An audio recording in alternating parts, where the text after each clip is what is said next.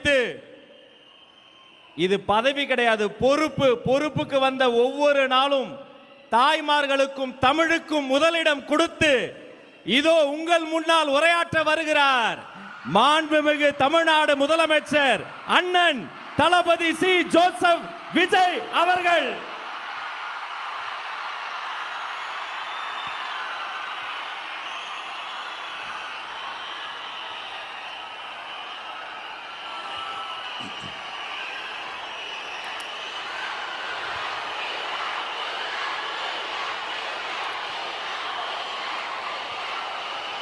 என் நெஞ்சில் குடியிருக்கும்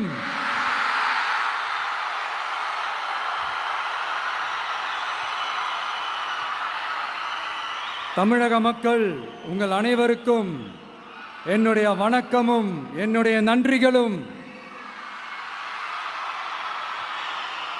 குறிப்பா திருச்சி கிழக்கு தொகுதி மக்கள் உங்கள் அனைவருக்கும் என்னுடைய ஸ்பெஷல் வணக்கமும் ஸ்பெஷல் நன்றிகளும். இதை நான் ஏன் இப்படி சொல்கிறேன்னா, என்னை இப்போ பெரம்பூர் தொகுதி எம்எல்ஏன்னு தான் சொல்லுவாங்க. பட் ஆனால் அது எலெக்ஷன் கமிஷனோட அந்த சட்ட விதிகளுக்கு மட்டும்தான் அப்படி. ஆனால் என்னை பொறுத்த வரைக்கும், தமிழ்நாட்டை பொறுத்த வரைக்கும், தமிழ்நாட்டுக்கு எப்படி திருச்சி ஒரு இதயம் மாறியோ, அந்த மாதிரி என்னோட இதயத்துக்கு திருச்சி கிழக்கு தொகுதி மக்களும் ரொம்ப ரொம்ப ரொம்ப க்ளோஸ் தான். அதில் எந்த மாற்றமும் கிடையாது. சரிங்களா?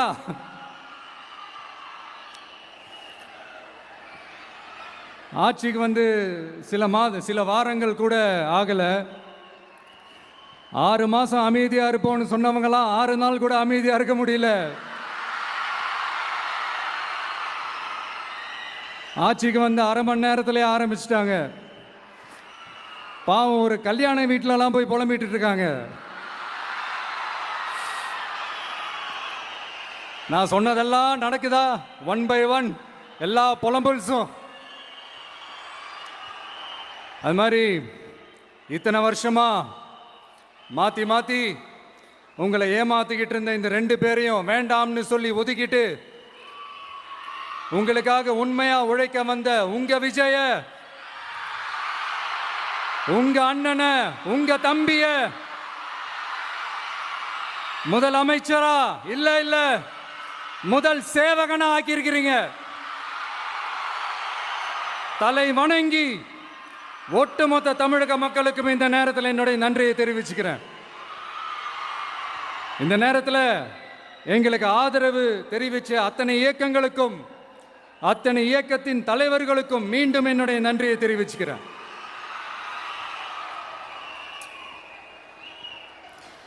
புரட்சி தலைவர் எம்ஜிஆர் அவர்களுடைய முதல் தேர்தலில் கூட இந்த அளவுக்கு ஒரு ஓட் பர்சன்டேஜ் வாங்கலை அப்படின்ட்டு நிறைய பேர் சொன்னாங்க. ஆனால் நீங்கள் டிவி கேட்க அவ்வளோ நீங்கள் ஆதரிச்சிருக்கிறீங்க. நான் எம்ஜிஆர் அவர்களோடலாம் நான் கம்பேர் பண்ணல. எம்ஜிஆர் தான். ஆனால் நாம் பெரியார், அண்ணா, எம்ஜிஆர் அவர்கள் வழியில் ஒரு அன்பா உழைக்க வந்த உங்க விஜய், அவ்வளவுதான். 1977 நீங்க போடாத ஓட்டை 2026 நீங்க போட்டிருக்கிறீங்க. என்ன ஒண்ணு, இன்னும் கொஞ்சம் அதிகமா ஆதரிச்சிருந்தீங்கன்னா கொஞ்சம் நல்லா இருந்திருக்கும். பட் பரவாயில்ல, ஃபியூச்சரில் வரப்போகிற எல்லா தேர்தலையும் உங்களுடைய முழு சப்போர்ட்டை என்னால் வாங்க முடியுன்ற அந்த ஒரு நம்பிக்கை இப்போ என் மனசுல ரொம்ப ஆழமா பதிஞ்சிருக்கு. ஏன்னா நீங்க அமைச்சு கொடுத்திருக்கிற இந்த ஆட்சியில எல்லா நன்மைகளையும் நீங்க கண்கூடா பார்க்க தான் போறீங்க அப்படின்ற அந்த கான்ஃபிடன்ஸும் இப்போ என் மனசுல ரொம்ப ஆழமா பதிஞ்சிருக்கு. யார் எந்த நிலைமைக்கு எந்த பொசிஷன்ல போனாலும் இந்த கிண்டலும் கேலியுமா பேசுறது இருக்கதானே செய்யும். நம்மளை பத்தி, நம்ம அரசியலை பற்றி, நம்ம பேச்சை பற்றி இந்த கிண்டலும் கில்லியமா பேசிட்டு தானே இருப்பாங்க. அவங்க எல்லாருக்குமே என் சைட்லேருந்து ஒரே ஒரு ரிக்வெஸ்ட், தயவு செஞ்சு நிப்பாட்டிடாதீங்க, தயவு செஞ்சு கண்டினியூ பண்ணுங்க. நீங்க தான் என்னோட எனர்ஜி ஃபோர்ஸ். நீங்க பேசிக்கிட்டே இருங்க, பேசிக்கிட்டே இருங்க, பேசிக்கிட்டே இருங்க. நான் மக்களுக்கு தேவையான நல்லதை செஞ்சுக்கிட்டே இருக்கேன், செஞ்சுக்கிட்டே இருக்கேன், செஞ்சுக்கிட்டே இருப்பேன். அடுத்து இப்போ நம்ம புதுசாக அந்த சூட்லாம் போட்டு வரோம்ல, அதை பற்றி கூட நிறைய பேர், ஏன் நாமெல்லாம் கோட் சூட்லாம் போடக்கூடாதா? அதிகாரம் செய்கிறவங்களும் ஆதிக்க சக்திகளும் மட்டும்தான் கோட் சூட்லாம் போடணுமா என்ன? அப்பெல்லாம் எதுவுமே கிடையாது. நான் என்ன கலர் கலராக போட்டு வரேன், ரெண்டே கலர், நம்ம எல்லாரும் மனசு மாதிரியே பிளாக் அண்ட் ஒயிட். எல்லாத்திலும் பிளாக் அண்ட் ஒயிட்டா இந்த விஜய் இருப்பான் அப்படின்னு காட்டுறதுக்கு தான் அந்த கலர். அடுத்து அந்த பிளாக் கூட யாரை குறிக்கும் எதை குறிக்கும்ன்றது நான் சொல்லி தான் தெரியணும்னு அவசியம் இல்லை, அது உங்களுக்கே நல்லா தெரியும். எல்லாத்துக்கும் இப்படி வழக்கம் சொல்லிக்கிட்டு நச நசன் பேசுகிற டைப்பும் நம்ம கிடையாது. உங்களுக்கே தெரியும், அதிகபட்சமாக எல்லா மீட்டிங்கிலும் 20 நிமிஷம்குள்ளே தான் நான் பேசியிருக்கிறேன். அதனால் இப்போ மக்கள் என்கிட்ட என்ன சொல்கிறாங்க அப்படின்னா, இந்தப்பா விஜய், நீ எங்களுக்காக உழைக்கிறதுக்காக வந்திருக்கிற, அந்த வேலையை மட்டும் பாரு, உன்னை பற்றி பேசுகிறவங்கள நாங்கள் பார்த்துக்கிறோம் அப்படின்னு சொல்லிட்டாங்க. சரி, ஆனது ஆச்சு. இப்போ என்ன, உனக்கு எதிரிகளே இல்லையா அப்படின்லாம் கேட்டால் அப்படிலாம் நான் சொல்ல மாட்டேன், அப்படிலாம் நான் நினைக்கவும் மாட்டேன், அப்படி நினைக்கவும் கூடாது.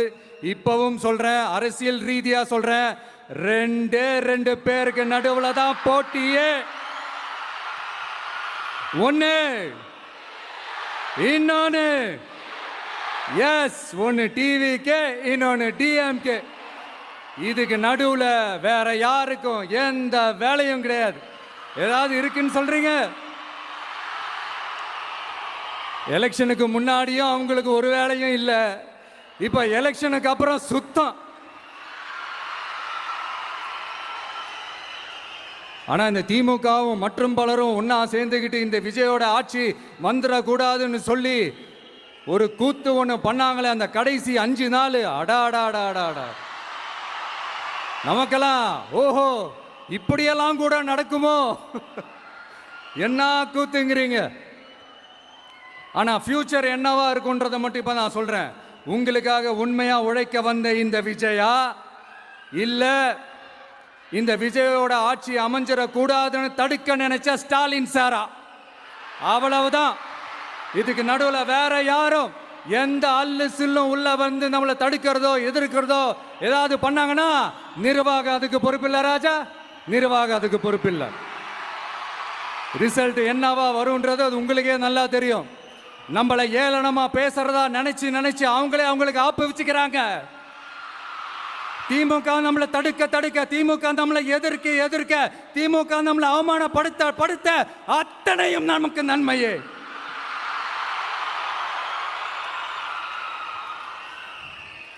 ஒன்று கவனிச்சிங்களா மக்களே, நம்ம ஆட்சிக்கு வந்ததுக்கு அப்புறம் ஒரு விஷயம் ஒன்று நடந்துகிட்டு இருக்கு.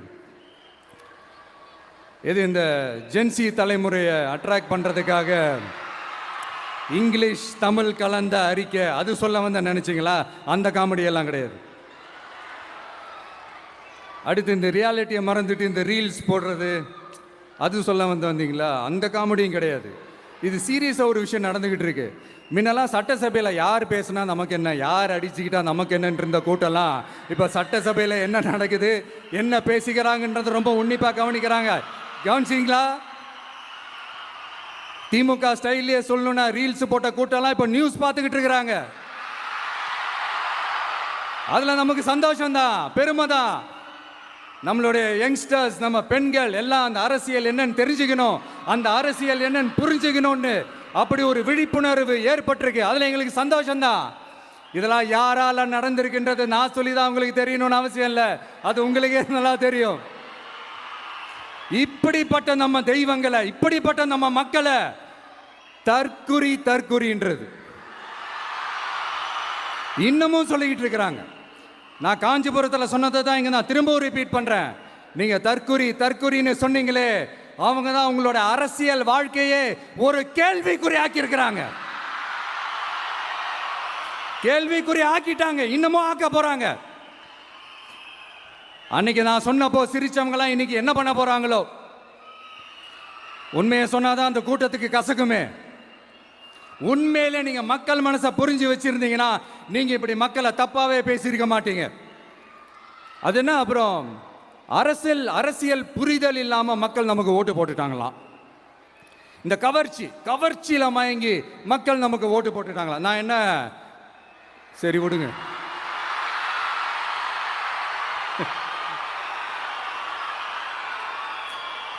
மக்கள் அவங்களுக்கு ஓட்டு போட்டா அந்த மக்கள் நல்லவங்களாம், அதே மக்கள் நமக்கு ஓட்டு போட்டா அந்த மக்கள் கெட்டவங்களா? தற்குறியா?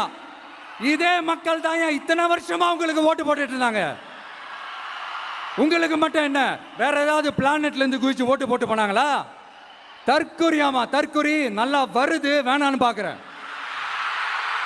எங்க அண்ணன் விஜயகாந்த் அண்ணன் சொல்ற மாதிரி, அண்ணா அவர்கள் ஆரம்பிச்ச கட்சியை ஒரு அடிமை கூடாரமா ஆக்குனது யாருங்க சார்? இப்படியெல்லாம் ஆக்கிட்டு உண்மையை சொல்லு உடன்பிறப்பேவா. உங்களோட அந்த உண்மையான உடன்பிறப்புக்கெல்லாம் என்ன சொல்றாங்க தெரியுமா சார்? திமுக இப்படி ஆனதுக்கு காரணம், அந்த காரணத்தை வெளியிலலாம் போய் தேடாதீங்க, உங்க குடும்பத்துக்குள்ளேயே கேளுங்கிறாங்க. உங்களுக்காக மாடா உழைச்சி தேஞ்சு போய் கிடக்கிறோம். திமுக இப்படி ஆனதுக்கு காரணம் உழைக்காம சொகுசா இருக்கிற உங்க குடும்பத்துக்குள்ளேயே போய் கேளுங்கிறாங்க. ஒவ்வொரு திமுக தொண்டனும் அதை சொல்றாங்க. அதை புரிஞ்சிக்காம நம்மளையும் நம்ம மக்களையும் தப்பா பேசிக்கிட்டு, நீங்க மக்களை தப்பா பேசுனீங்கன்னா இந்த விஜய் வந்து கேள்வி கேட்பான், சும்மா இருக்க மாட்டான். இந்த விஜயும் தமிழ்நாட்டு மக்களும் வேறு வேறு இல்லை. இந்த விஜய் தான் தமிழ்நாட்டு மக்களோட ஒரு உண்மையான ஒரே பிரதிநிதி. இது இன்னைக்கும் சரி, நாளைக்கும் சரி, நாளன்னைக்கும் சரி, இதுதான் நிஜம். மறுபடியும் சொல்றேன், நமக்கும் மக்களுக்கும் இடையே இருக்கிற இந்த பூர்வ ஜென்ம பந்தத்தை, அந்த உறவை ஏதோ இந்த சதிகள் சூழ்ச்சிகள் பண்ணி யாராலையும் எதுவும் கெடுக்கவே முடியாது. கெடுக்க ட்ரை பண்ணீங்க. நம்ம ஆட்சிக்கெல்லாம் வரதுக்கு முன்னாடி என்ன சதிகள், என்ன சூழ்ச்சிகள், என்னென்னலாம் பண்ணி எப்படியெல்லாம் தடுத்துடலான்னு. ஆனால் இப்போ ஆட்சிக்கு வந்த இந்த சாமானிய மக்கள் ஆட்சியை நீங்கள் இந்த எதிர்கட்சியாக இருக்கும் போது ஒன்று யூஸ் பண்ணுவீங்கள்ல, இந்த பழைய டெக்னிக்கு, அதெல்லாம் யூஸ் பண்ணி நம்மளையும் மக்களையும் பிரிச்சலாம்னு நினச்சிங்கன்னா அது ஒரு காலம் நடக்காது. மக்கள்லாம் ரொம்ப தெளிவாயிட்டாங்க சார், ரொம்ப தெளிவாயிட்டாங்க. அதனால ஒரு ஆக்கப்பூர்வமான ஒரு எதிர்கட்சியை செயல்பட்டு மக்கள் மனசை வெல்ல பாருங்க. இந்த கடைசி லாஸ்ட் 1 மந்த்தா நடந்த ஒரு சில விஷயங்கள் உங்ககிட்ட நான் ஷேர் பண்ணணும்னு ஆசைப்படுறேன். இந்த 200 யூனிட் மின்சாரம், கட்டணமில்லா மின்சாரம் அறிவிச்சோம். அதில் ஆல்ரெடி இருந்த 100 யூனிட் திமுக கொடுத்தது கிடையாது. மேடம் ஜெயலலிதா மேடம் இருந்தப்போ செஞ்சுட்டு போனது. ஸ்டாலின் சார் பதவி போன அந்த கடுப்புல அறிக்கையா விட்டு தள்ளிக்கிட்டு இருக்கிறாரு. என்ன பண்ணீங்க உங்களோட ஆட்சியில?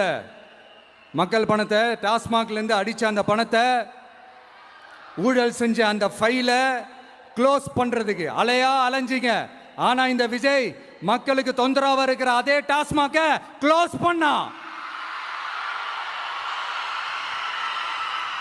விவசாயிகளோட அந்த கடனை தள்ளுபடி மேக்சிமம் இந்த 1 மந்த்ல என்ன செய்ய முடியுமோ அதை செஞ்சான். நீங்க தான் அந்த நிதி சம்பந்தமா இருக்கிற எல்லா கேட்டையும் லாக் பண்ணி வச்சுட்டு போயிருக்கிறீங்க. அதை சரி செய்ய வேணாமா? அதை ஒழுங்குபடுத்த வேணாமா? அதனால மறுபடியும் சொல்றேன், இந்த விஜய் பொய் சொல்லி ஏமாத்துறதுக்காகலாம் அரசியலுக்கு வரல. உங்க கூடவே நிக்கிறதுக்காக மட்டும்தான் அரசியலுக்கு வந்திருக்கிறேன். அதுல எந்த மாற்று கருத்துமே கிடையாது. கவலையப்படாதீங்க விவசாய பெருமக்களே.